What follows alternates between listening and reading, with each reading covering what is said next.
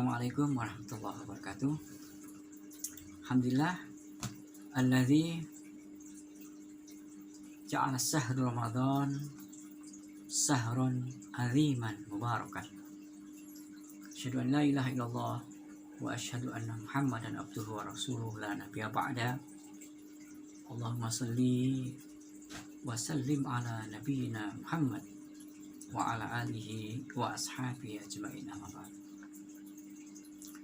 Pemirsa Surya TV Kota Pasuruan yang dirahmati Allah, kita jumpa lagi dalam kajian wawasan keislaman yang diselenggarakan oleh Surya TV Kota Pasuruan. Dan tema bahasan kali ini adalah keterkaitan ilmu yang diproduk oleh akal budi manusia ini dengan wahyu.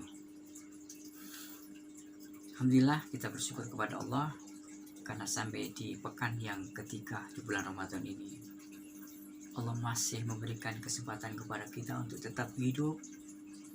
Allah masih memberikan kesempatan kepada kita semua untuk tetap bisa menjalankan seluruh rangkaian ibadah bulan Ramadan. Bulan yang dikenal penuh dengan rahmat, bulan yang dikenal penuh dengan berkah. Dan bulan Ramadan ini bulan diturunkannya wahyu Allah, itu Al-Quran, sebagaimana tercantum dalam Al-Quran surat Al-Baqarah ayat 186. Allah subhanahu wa ta'ala berfirman, Syahrul Ramadan alladzi unzila fihi al-Quran hudal linnasi wa bayyinatin minal huda wal furqan. Bulan Ramadan, bulan diturunkannya Al-Quran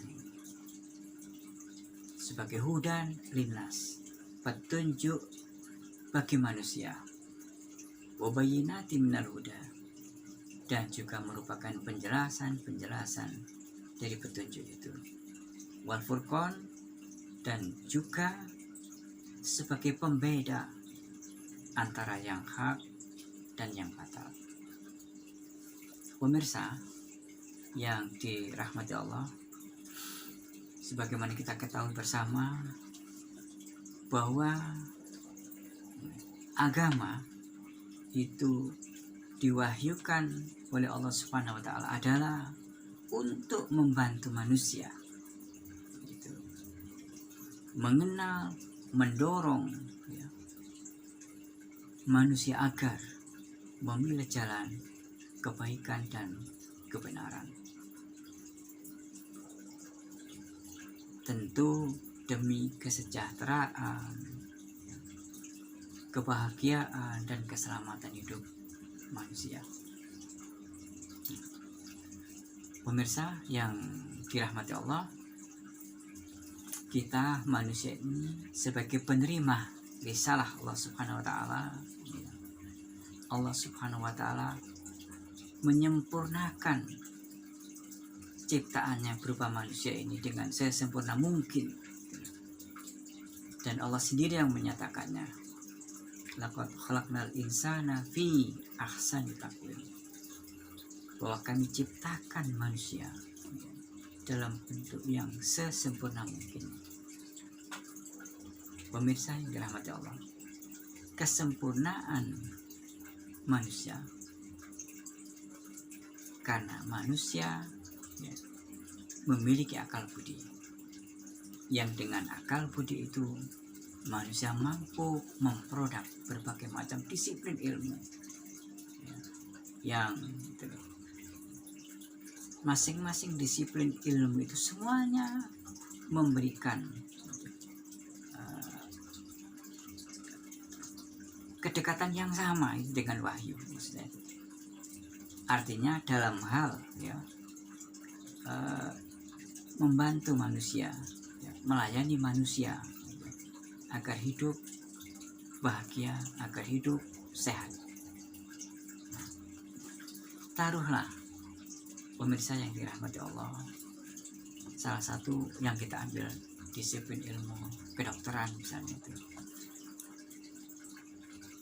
ilmu kedokteran ini kita ketahui mengkaji, mempelajari tubuh manusia, mulai dari segi struktur tubuh manusia, kinerja organ-organ tubuh manusia, sel-sel yang ada, dan yang lainnya. Nah, agar gitu membantu meluruskan kembali manakala itu terjadi kerusakan, terjadi penyimpangan pada diri manusia, sehingga ilmu ini sangat bermanfaat sekali mengembalikan kesehatan manusia. Pemirsa yang dirahmati Allah, kita ambil salah satu sampel. Saat ini kan kita mengalami wabah, yaitu pandemi COVID-19 ini. Nah, ilmu kedokteran sangat membantu menyelesaikan kasus-kasus pandemi ini. Cuma kita lihat lebih jauh lagi ya, tahapan-tahapan yang dilakukan oleh para medis itu. Pertama, mereka melakukan sebuah tindakan preventif, yaitu memutus mata rantai penularan dengan ya melarang untuk berkumpul, gerombol sesama. Artinya interaksi antar sesama itu dalam bentuk apapun. Nah, pemirsa yang dirahmati Allah, tahapan yang kedua yaitu melakukan screening dengan menggunakan rapid test yang hasilnya yaitu reaktif positif dan yang kedua non reaktif. Kita ketahui yang reaktif positif itu bahwa tubuh manusia itu memiliki sistem imun, dan sistem imun ini berfungsi ya, memerangi virus-virus yang masuk dalam tubuh manusia. Jadi ketika reaktif positif itu menunjukkan sistem imun itu masih bekerja, masih berfungsi, yaitu mampu bertahan melawan virus-virus termasuk virus corona. Yang kedua itu non reaktif, yaitu sistem kekebalan tubuhnya mulai melemah, bahkan tidak berfungsi, sehingga diteruskanlah dalam tahapan berikutnya, yaitu pemeriksaan diagnostik untuk COVID-19 ini, yaitu dengan menggunakan real time PCR atau RT-PCR melalui yaitu usapan tenggorokan, swab ya, PCR atau reagent.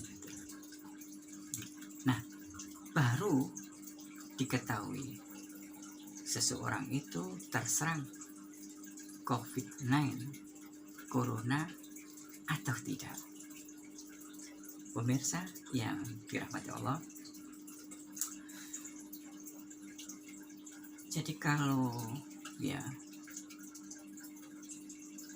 terjadi sebuah pengabaian baik itu terhadap ayat-ayat Al-Quran maupun abai ya dalam ilmu, nah ini ilmu kedokteran ini, maka tentu akan mengalami sebuah kerugian ya, misalnya persoalan COVID ini sebenarnya itu menurut pengamatan medis itu akan bisa diselesaikan dalam waktu ya tidak terlalu lama, 1 bulan misalnya.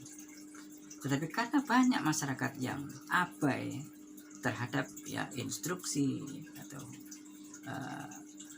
apa saja yang disampaikan oleh dunia medis ya. Nah, jadi misalnya pelarangan untuk berkumpul, bergerombol, malahan itu tidak diabai, malahan itu justru banyak kita ketahui masyarakat itu ya melanggar semua instruksi yang dilakukan oleh para medis. Ya akhirnya dampaknya ya ketika kita tidak lagi seiring, tidak lagi sejalan dalam menapaki tantangan kehidupan ini, ya itu akan mestinya selesai dalam 1 bulan, malah bisa lebih panjang. Apalagi informasi dari Balai Besar Teknik Kesehatan dan Pengendalian Penyakit, yaitu BPT KLPP ya, di Surabaya, mengumumkan bahwa sejak tanggal 12 sampai tanggal 17 Mei itu menghentikan penerimaan pasien COVID ini gitu. Karena semakin tinggi terjadinya penumpukan pasien COVID ini, jadi ketidaksesuaian antara jumlah ya pasien ya yang terus ya, semakin banyak gitu. Sementara kapasitas pemeriksaannya terbatas. Nah, maksud saya ini artinya bahwa kemungkinan sampai bulan Juni kita masih akan berhadapan dengan COVID-19 ini. Pemirsa yang dirahmati Allah, satu-satunya harapan kita yaitu dengan kita memanfaatkan momen Ramadan. Artinya senyampang masih ada sisa ya, di bulan Ramadan ini, sepekan lagi ini, maka mari kita memanfaatkan sebaik-baiknya momen Ramadan ini dengan berdoa mohon ampun kepada Allah ya. Yang kedua dengan berbagi kebahagiaan. Artinya kita berdoa kepada Allah itu pun dalam rangka mendekatkan diri kita pada pencipta kita, yaitu Allah Rabbul Alamin. Karena kedekatan hamba dengan penciptanya sungguh sangat berpengaruh sekali terhadap rangkaian aktivitas hidupnya. Dan terhadap orang yang dekat kepada Allah, Allah berjanji akan menyelesaikan persoalan-persoalan yang dihadapi oleh manusia yang dekat kepada Allah. Sebagaimana Allah Subhanahu wa taala berfirman, "Mayyattaqillaha yaj'alahu makhraja wa yarzuqhu min haitsu la yahtasib." Di barang siapa yang dekat kepada Allah, maka Allah akan memberikan jalan keluar terhadap persoalan-persoalan yang dialaminya. Dan Allah akan memberikan rizki. Tentu saja rizki di sini bisa berupa kesehatan ya, dengan ya, tidak terduga. Yang kedua, yaitu kita dianjurkan untuk berbagi bahagia. Artinya bersedekah. Sembuhkan sakitmu, kata Rasulullah, bis-shadaqah, dengan sedekah. Artinya mohon maaf ya, kalau kita misalnya dianalogikan, apa kaitannya ya sedekah dengan sakit gitu. Rasul kita tidak akan gaduh. Tapi di dunia medis gitu, ada satu keyakinan yang namanya regresif spontan, yaitu di luar nalar ya, di luar kemampuan nalar manusia itu. Ada pasien yang menurut analisa sudah sampai stadium 4 misalnya, tiba-tiba saja sembuh total. Ya ini nalar tidak mampu sudah. Padahal menurut dia, menurut analis itu sudah stadium 4. Tapi tiba-tiba saja sembuh total. Nah ternyata dengan doa, dengan bersedekah, mohon maaf, memang akal tidak akan mampu mencernahnya. Artinya begini, bos, tidak setiap ya persoalan-persoalan kehidupan yang singgah di daerah kesadaran akal manusia itu akal mampu menjawabnya. Kalau semua persoalan kehidupan ini akal manusia mampu menjawabnya, maka tidak perlu lagi Allah menuzulkan Al-Quran. Al-Quran ini diturunkan justru menjawab persoalan-persoalan yang nalar manusia itu tidak mampu. Nah, pemirsa yang dirahmati Allah,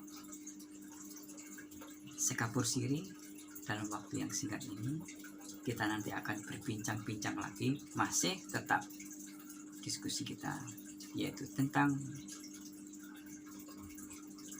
keterkaitan antara ilmu pengetahuan yang diproduk oleh akal budi manusia ini dengan wahyu Allah. Sampai jumpa lagi besok, dan mudah-mudahan hadani Allah wa iyyakum. Wassalamualaikum warahmatullahi wabarakatuh.